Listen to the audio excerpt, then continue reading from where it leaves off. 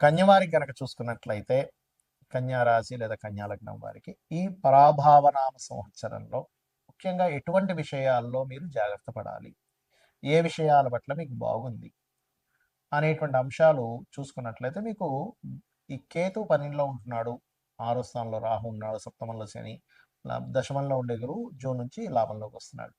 కాబట్టి ఈ యొక్క విషయాలు చెప్తుంది నేనైనప్పటికీ చెప్పిస్తుంది సాక్షాత్ లలిత అమ్మవారిగా భావిస్తూ ఆ లలితాంబిక అమ్మవారి యొక్క అనుగ్రహం పరిపూర్ణంగా కలగాలని మనస్ఫూర్తిగా కోరుకుంటూ ఇక్కడ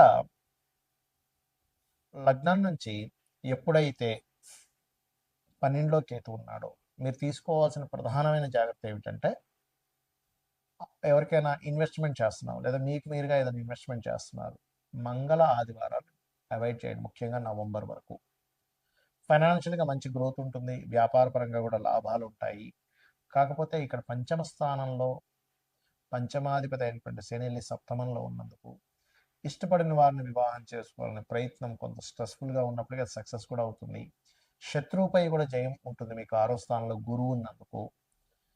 అండ్ విదేశీ సంబంధాలు ఆన్లైన్లో ఉండేటువంటి కొన్ని వ్యాపారాలు అనుకోండి, అంటే విదేశాలకు వెళ్ళి అక్కడ ఏదైనా ఉద్యోగం చేయాలనుకునేటువంటి వాటికి కూడా అనుకూలిస్తుంది. అలాగే అదేవిధంగా వివాహానికి కూడా విదేశీ సంబంధాలు సెట్ అవ్వడానికి చాలా అనుకూలంగా ఉంది చెప్పాలంటే. కాకపోతే వ్యాపారస్తులకి మీకు ఈ సంవత్సరం జూన్ నుంచి ఎప్పుడైతే లాభంలో గురువు వస్తాడో కొంత వ్యాపారస్తుడికి అక్కడ ఊరట లభిస్తుంది. కాకపోతే ఎంతైనా గురువు యొక్క రూపం మారిందని మనం చెప్పుకుంటూ ఉన్నాం. కాబట్టి ఈ గురువు యొక్క స్వరూపం ఎప్పుడైతే మారిందో ఇది ఇచ్చేటువంటి రిజల్ట్ ఏమిటి అంటే కాస్త జూపిటర్ 11th హౌస్లో ఉన్నందుకు కొద్దిగా మీకు దాని ప్రభావం అనేటువంటిది కొంచెం డిఫరెంట్గా పడుతూ ఉంటుంది. అంటే ఏమిటి, లాభాలు వస్తున్నట్టే వస్తాయి కానీ దాంట్లో కొంత పార్ట్నర్స్తో తెలియని చిన్న చిన్న డిస్ప్యూట్స్ రావడం ఇటువంటివి కూడా కలుగుతూ ఉంటాయి. కొంచెం జీవిత భాగస్వామి యొక్క హెల్త్ విషయం పట్ల కూడా మీరు జాగ్రత్తగా ఉండాలి. సప్తమంలో శని ఉన్నందుకు కొంచెం అంటే ఒక్కోసారి కాళ్ళ నొప్పులే చాలా కాలం ఉండడం, ఏదో నరాలు లాగుతున్నట్టు ఇట్లాంటివి కూడా ఇస్తూ ఉంటుంది. అయితే మీరు ఎటువంటి ఇన్వెస్ట్మెంట్ చేయాల్సి వచ్చినా కూడా, ఎందుకంటే కొంతమందికి షాపులు ఉంటాయి, వాళ్ళు రోజు ఇన్వెస్ట్మెంట్ చేయాలి, కుదరదు ఇన్వెస్ట్మెంట్ చేయకుండా ఉంటానంటే గణపతిని తలుచుకొని ఇన్వెస్ట్మెంట్ చేయండి. మీరు నిత్యము కూడా వెంకటేశ్వర స్వామి యొక్క ఆరాధన చేయండి. ఇంకా మీరు చాలా ఎక్కువ ఖర్చులు అయిపోతున్నాయంటే కనుక ఉలవలు ఎక్కువగా దానంగా ఇస్తూ ఉండండి, ఖచ్చితంగా మీకు బాగుంటుంది. ఇక్కడ ఏంటంటే ప్రతి ఒక్కరికి కూడా సంవత్సరం మారింది, నూతన సంవత్సరం వచ్చింది, ఇక్కడి నుంచి అయినా సరే లైఫ్ బాగుంటుందా అని చెప్పి ఆశపడుతూ ఉంటారు. మనిషి అభివృద్ధి అవ్వడానికి పడేటువంటి ఆశ ఎప్పుడు కూడా తప్పు కాదు. అయితే ఇక్కడ మీరు అర్థం చేసుకోవాల్సింది ఏంటంటే ఎంతసేపు కూడా ఏలినాటి శని, సర్పదోషం ఉంది, ఇవి ఒకటే కాదు, మీ పర్సనల్ చార్ట్లో గ్రహాలు ఏ రకంగా ఉన్నాయి అంటే లగ్నం ఎలా ఉంది, లగ్నాన్ని బట్టి మీ ఎదుగుదల చెప్తుంది. మీ ధనాధిపతి ఎలా ఉన్నాడు అంటే సెకండ్ హౌస్ శుక్రుడి యొక్క పరిస్థితి ఎలా ఉందనేది క్లియర్గా తెలుసుకోవాలి. దాన్ని బట్టి ఏమవుతుందంటే మీకు ఎందులో ధనయోగం ఉంది, ఏ రూపంలో మీరు ప్రయత్నం చేస్తే బాగుంటుంది, ఎప్పుడు మీకు రైట్ టైం, ఇవన్నీ కూడా తెలుస్తాయి. అలాగే మీరు చేసే ప్రయత్నాలు మూడో స్థానం. మీరు ఇక్కడ ఏంటంటే వాస్తు కూడా మనకు ప్రభావం చూపిస్తుంది. జాతకం బాగుందండి, వాస్తు వాళ్ళని ఇంట్లోకి వెళ్ళానంటే ఏమవుతుందంటే కుండలో వాటర్ పోస్తున్నాము కానీ కుండకి చిన్న చిల్లు ఉంటే ఏమవుతుంది, కింద నుంచి వెళ్ళిపోతూనే ఉంటాయి. అలాగే వాస్తు బాగోనప్పుడు ఏమవుతుందంటే మీరు ఆ ఇంట్లో ఉన్నప్పుడు మీకు ఇబ్బంది కలుగుతూ ఉంటుంది. ఇక్కడ ఏంటి, మీరు ఏ డైరెక్షన్లో ఉండే ఇల్లు తీసుకోవాలి, ఎప్పుడు మీరు ప్రాపర్టీ తీసుకొని బాగుంటుంది, అసలు మీ పేరు మీద తీసుకోవచ్చా తీసుకోకూడదా, ఇవన్నీ తెలుసుకోవాలి. ఇంట్లో దాంతోపాటు ఇంట్లో ఏదైనా బాత్రూమ్స్ కొంతమందికి తెలియక ఫైనాన్షియల్ ఎందుకు ఇబ్బంది వస్తుందంటే ఉత్తరంలో బాత్రూమ్లు ఉంటాయి, ఉత్తరంలో డార్క్ కలర్స్ ఉంటాయి, అంటే మనకి yellow, cream, red colours, pink colours ఇట్లాంటి ఉత్తరంలో ఉంటే అవాయిడ్ చేసేసి కంప్లీట్ వైట్ కలర్ ఉండేలా చూసుకోండి, ఖచ్చితంగా బాగుంటుంది.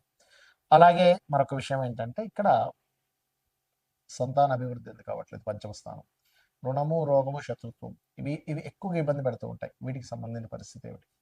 అలాగే మరొక విషయం ఏంటంటే ఇక్కడ వివాహం అయ్యే సమయం, రెండు వివాహాల యోగం ఏమైనా ఉందా, అసలు జీవిత భాగస్వామితో వివాహం విషయంలో ఎందుకు ఇద్దరి మధ్య సరైన కమ్యూనికేషన్స్ ఉండట్లేదు, ఎందుకు మీ ఇద్దరి మధ్య మాటికి ఏదో గొడవలు జరుగుతున్నాయి, ఇవన్నీ కూడా మీ పర్సనల్ చార్ట్లో వెరీ క్లియర్గా ఉంటుంది.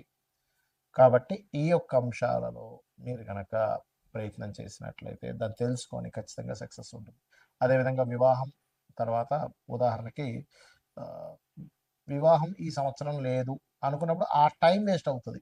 ఏ సంవత్సరం ఉందో ఆ సంవత్సరం చేసుకోండి. అలాగే విదేశాలకు వెళ్ళే యోగం ఉందా లేదా, అసలు మీకు జాబ్ సంబంధించిన విషయంలో ఎందుకు ఇబ్బంది అవుతుంది, కెరీర్లో ఎందుకు సెటిల్ లేకపోతున్నారంటే ఒక్కోసారి కొంతమందికి బిజినెస్ యోగం ఉంటుంది, అప్పుడు సెటిల్ అవ్వలేరు, అలా ఉంటుందన్నమాట. అయితే ఇక్కడ మరొక విషయం ఏంటంటే ఈ సంవత్సరం ప్రధానంగా మీరు ఈ ఆదాయము వ్యయము రాజపూజ అవమానాలు వీటికంటే కూడా ఒకటే గుర్తుపెట్టుకోండి, మీకు ఆదాయం బాగా రావాలి. ఓం సంపత్కరీ సమారూఢ సింధుర బ్రజ సేవితాయ నమ అని మంత్రం చేసుకోండి.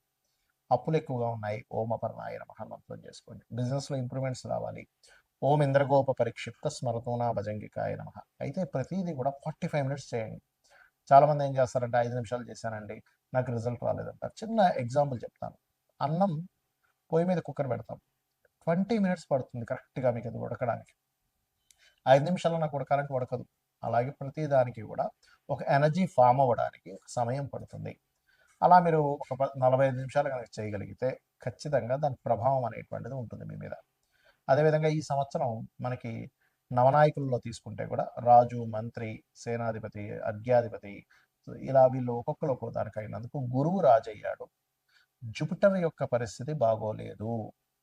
నేను గతంలో చాలా రోజుల క్రితం చెప్పాను, 2-3 నెలల క్రితం కూడా చెప్పాను, గురు రాశులు శని ఉన్నాడని. దీనివల్ల అనేకమైనటువంటి జన నష్టం ఉంది. కాబట్టి విదేశాల్లో ఉండేటువంటి వారు మరింత జాగ్రత్తగా ఉండాలి. అది యుద్ధాల వల్ల అనుకోండి, కొన్ని రోగాల వల్ల అనుకోండి, విశేషమైనటువంటి జన నష్టం జరగనుంది, గుర్తుపెట్టుకోండి. ఇది ఆల్రెడీ మనం మనకి ఎప్పుడు డిసెంబర్, ఫిబ్రవరి టైంలో కూడా మనం చెప్పాము. కాకపోతే ఎందుకంటే ఇప్పుడు నెక్స్ట్ కొత్త సంవత్సరానికి కూడా ఈ యొక్క గురువే రాజు అవుతున్నాడు. అదేవిధంగా నీర్సాధిపతి కూడా గురువు అవుతున్నాడు. కాకపోతే వర్షాధిపతి చంద్రుడైనందుకు కాస్త చక్కగా వర్షాలు అయితే బాగా పడతాయి, ఎక్కువ రోజులు వర్షాలు కూడా ఉంటాయి. కొంచెం ఈ పంట పొలాలు లేకపోతే ఈ ధాన్యాలకు ఎక్కువగా డిమాండ్ అనేది పెరుగుతుంది. ధాన్యాలకు గుర్తుపెట్టుకోండి, ధాన్యానికి ఎక్కువ డిమాండ్ పెరగనుంది. కాబట్టి ఈ యొక్క విషయాల పట్ల కాస్త మీరు అప్రమత్తంగా ఉండండి. జనాలు బంకర్స్లో దాచుకునేటువంటి సమయం రానుంది, గుర్తుపెట్టుకోండి.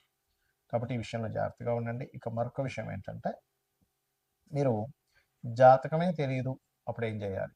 సింపుల్గా రోజు లలితా సహస్రనామాలు చేసుకోండి డైలీ, ఖచ్చితంగా బాగుంటుంది. అదేవిధంగా మనకి లాస్ట్ టైం మనం చెప్పుకున్నాం, ఒక 4-5 నెలల క్రితం కూడా చెప్పాను, సిల్వర్ రేట్ విపరీతంగా పెరగనుంది. మరలా బంగారం సిల్వర్ రేట్లు ఒక రేంజ్లోకి వెళ్ళనున్నాయి, గుర్తుపెట్టుకోండి. ల్యాండ్ రేట్స్ కూడా విపరీతంగా పెరగనున్నాయి. కాబట్టి రెగ్యులర్గా లలిత చేసుకోండి, అన్ని విధాలా మీకు బాగుంటుంది. శ్రీమాత్రే నమః.